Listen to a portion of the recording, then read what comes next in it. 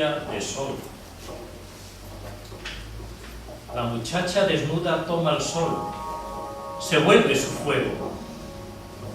Y a mediodía, bajo el rumor de las frondas, se hace toda de luz la mar abierta. Días. Los días se van sumando hasta formar una época. Entonces los miramos con rencor y decimos, ya basta. Imagen. La foto se queda allí. Detuvo un segundo. Se convirtió en pasado en el mismo instante. El oleaje del tiempo no cesa nunca.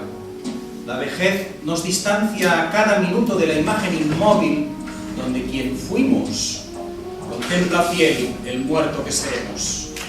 Carme Rovira, poeta catalana destacada por su amplia trayectoria poética, desencadenada en su ciudad condal, Barcelona. Organiza y dirige tertulias literarias en la Biblioteca Mercè Rodoreda y en talleres de poesía para las escuelas del mismo municipio. Antes de empezar a recitar sus poemas, decir que tenemos el honor de tenerla hoy entre el público y agradecerle que haya venido expresamente a vernos.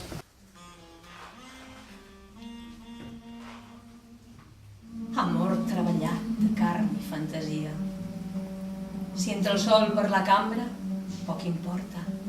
Lladre de temps, guarda la nit i el marciment per l'altra porta. Et faré un déu de voluptuositat, mogut per fils. Espullat de tabús, vine al meu llit.